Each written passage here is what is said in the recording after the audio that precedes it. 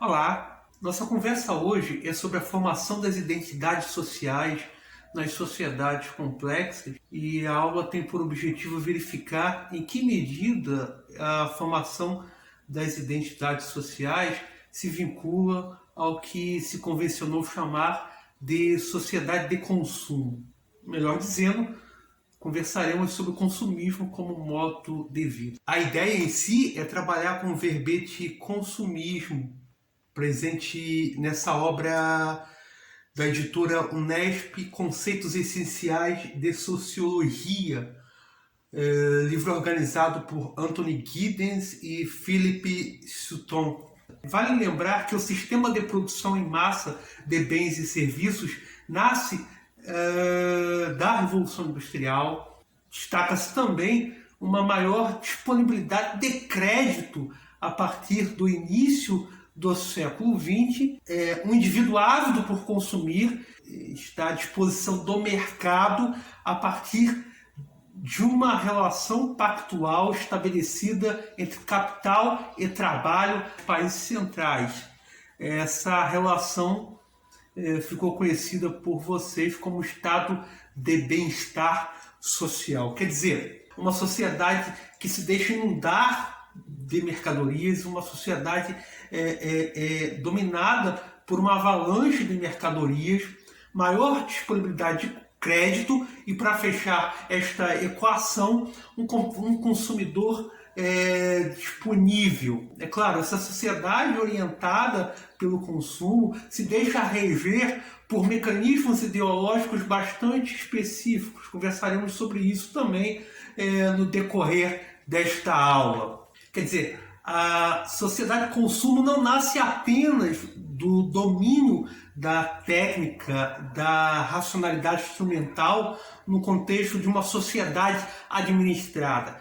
A sociedade de consumo nasce de uma determinada operação ideológica que se expressa enquanto mecanismo de produção de desejos, quer dizer, o desejo de consumir sem parar. Então, a maior disponibilidade de crédito, produção em massa de mercadorias, um indivíduo disponível para o consumo, fechando essa equação, a produção de desejo. E, evidentemente, desde a década de 1930, esses mecanismos ideológicos vêm sendo estudados pela sociologia.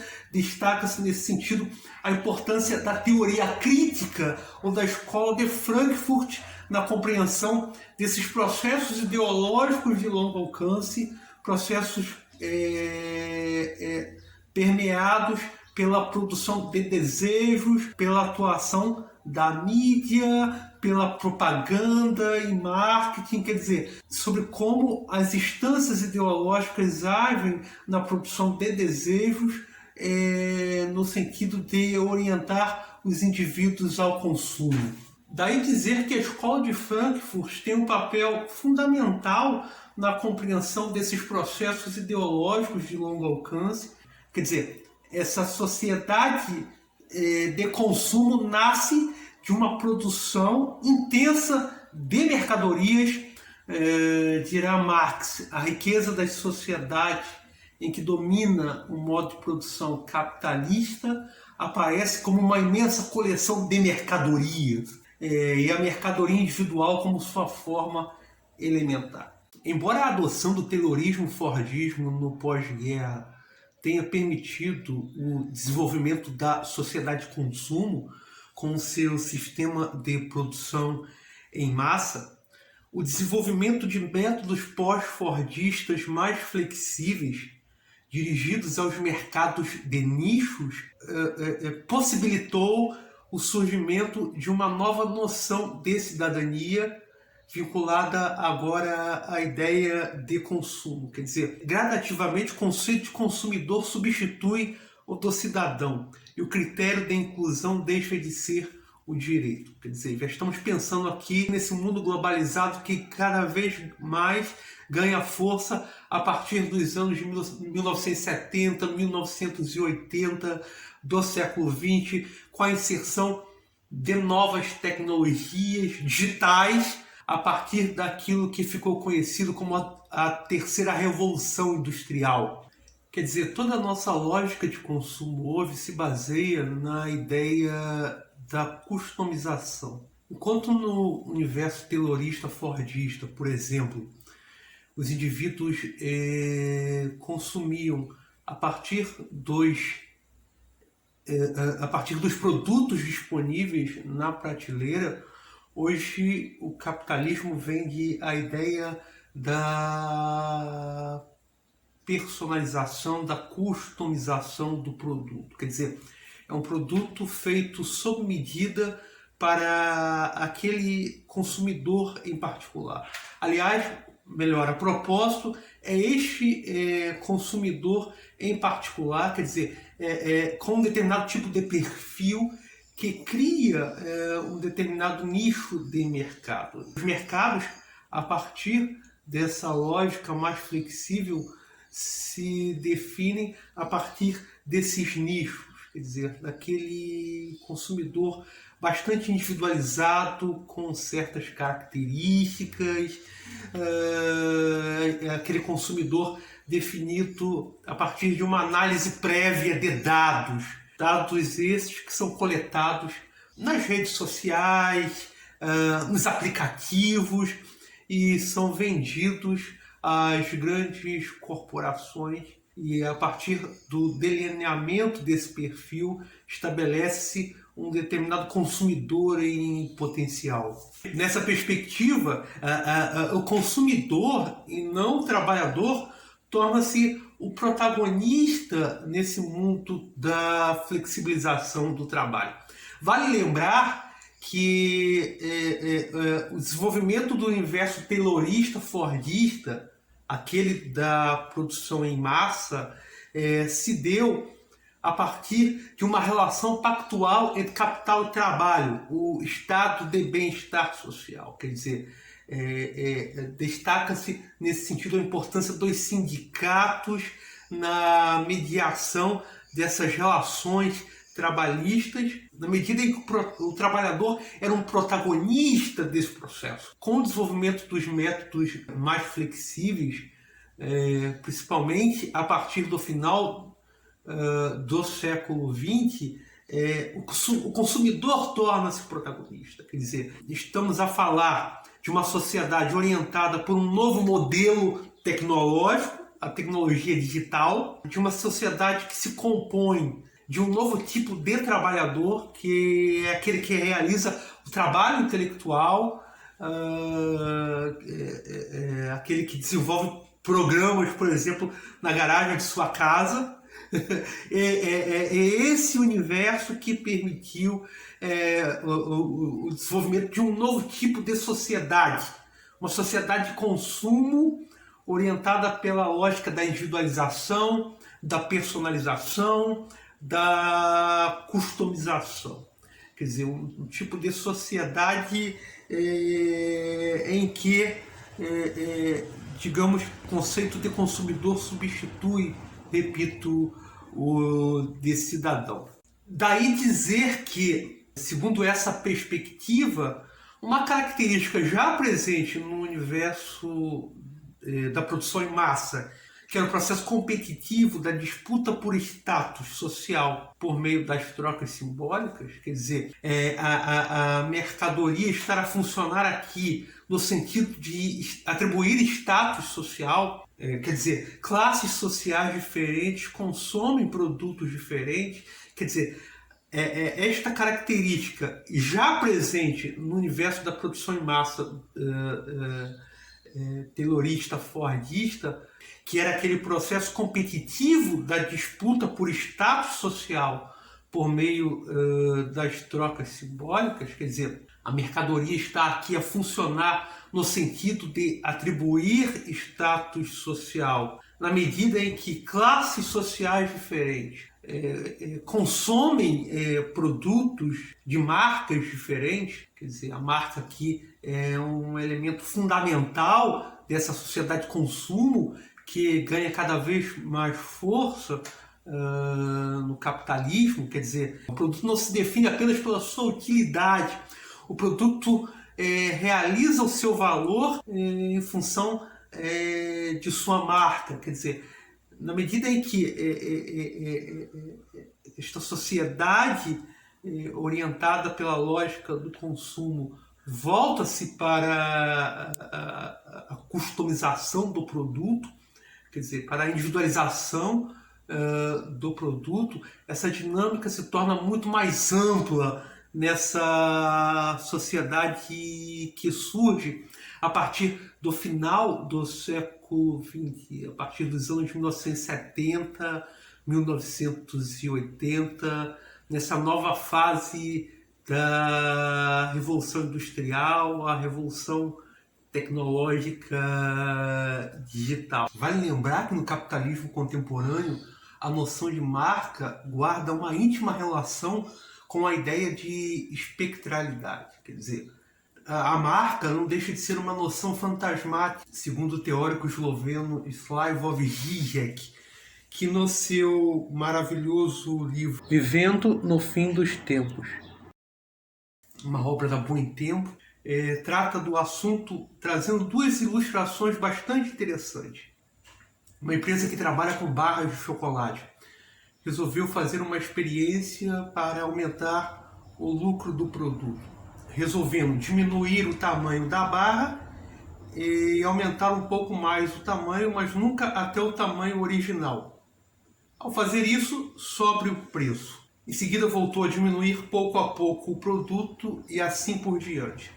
Quer dizer, a empresa diminuiu e aumentou pouco a pouco o tamanho do produto, mas não até o tamanho que tinha originalmente, e subiu o preço.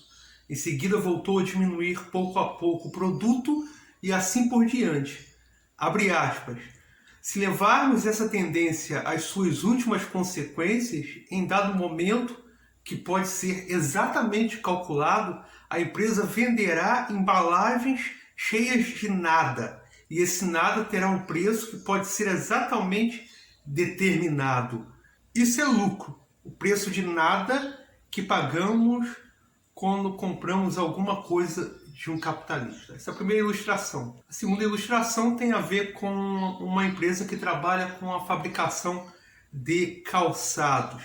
Uma empresa que terceiriza tudo, quer dizer, terceiriza não só sua produção material para empresas indonésias ou da América Central, a distribuição de seus produtos, sua estratégia de marketing e suas campanhas de publicidade, como o próprio projeto para agências de design de primeira linha e, além do mais, toma dinheiro emprestado de banco.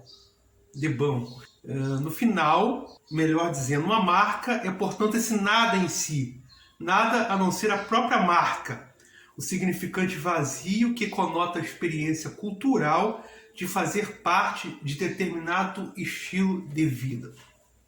Quer dizer, a marca, na sua espectralidade, é esse nada que guarda relação com um determinado estilo de vida, ou melhor, esse nada que atribui status ao sujeito nas sociedades contemporâneas, nesse capitalismo que vive de sua, digamos, espectralidade, virtualidade. Há quem diga que essa equação, industrialização, economia capitalista e consumismo torna-se fator fundamental da própria expansão capitalista, né? Quer dizer, a circulação do capital se baseia nessas dinâmicas próprias da sociedade de consumo. A circulação do capital se realiza nessas dinâmicas de uma sociedade orientada pelo consumo e orientada para o consumo, quer dizer, numa sociedade onde tudo, absolutamente tudo, se torna mercadoria, há sempre uma produção de mais valor. Nesse sentido, essa sociedade capitalista, baseada nessa dinâmica de uma produção que nunca termina, de uma produção infinita, fundamentalmente orientada para a sua própria expansão. É uma dinâmica que alimenta, que se retroalimenta. Quer dizer, isso tem impacto, inclusive, na durabilidade dos produtos. Quer dizer, os produtos fabricados no século passado, os mesmos produtos consumidos hoje, por exemplo, uma geladeira, tinha uma durabilidade muito maior. O que se percebe hoje é que esses produtos eles têm um prazo de validade, quer dizer, esses produtos têm uma durabilidade menor em função dessa lógica ampliada de consumo infinito. Quer dizer, o consumo nunca pode parar. Se não houver consumo, o capitalismo perde esse dinamismo nesse sentido. Aqui entra a noção de ideologia, quer dizer, uma sociedade que se representa a partir dessa capacidade ilimitada de produção e de consumo é uma sociedade que precisa produzir a cada momento novos desejos nos indivíduos. O mercado sempre tem algo a oferecer e o indivíduo sempre no anseio de consumir um produto novo, com uma nova funcionalidade, enfim. Os desejos são produzidos nessa dinâmica ideológica de perpetuação do consumo infinito. Quer dizer, do consumo que se realiza na satisfação momentânea dos desejos. Nunca na satisfação definitiva. Quer dizer, dada inclusive a durabilidade dos produtos nessa sociedade, vale lembrar que nesse universo globalizado, as mercadorias serão produzidas onde quer que seja mais barato, mas consumidas onde o melhor preço puder ser obtido. Reforça-se aqui uma dinâmica própria à divisão internacional do trabalho, quer dizer, os produtos, a fabricação das peças de um determinado produto acontece nos mais diversos lugares.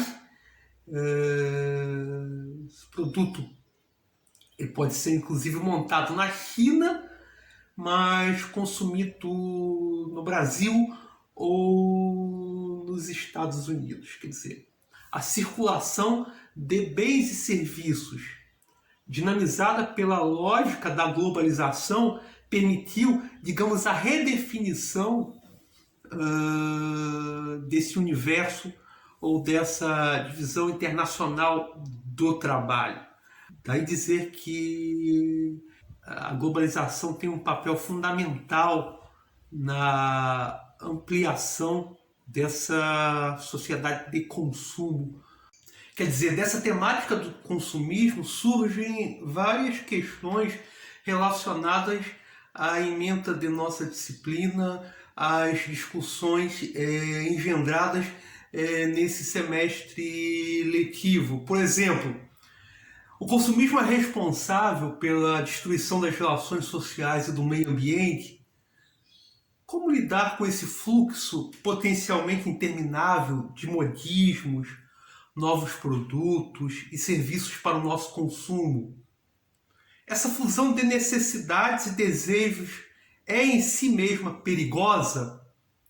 As corporações, as marcas e a publicidade atuam na homogeneização do mundo.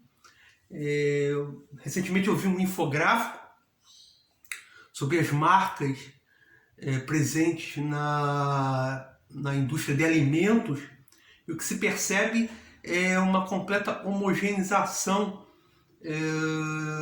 nesse processo. Quer dizer, algumas empresas monopolizam as principais marcas de produtos na área alimentícia, por exemplo. Quer dizer, algumas empresas monopolizam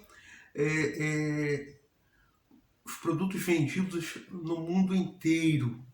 Evidentemente, todas essas questões serão trabalhadas nos nossos próximos vídeos e ao longo do semestre letivo. Então é isso, foi um prazer conversar com vocês. Vejo vocês na próxima. Um forte abraço em todas e todos.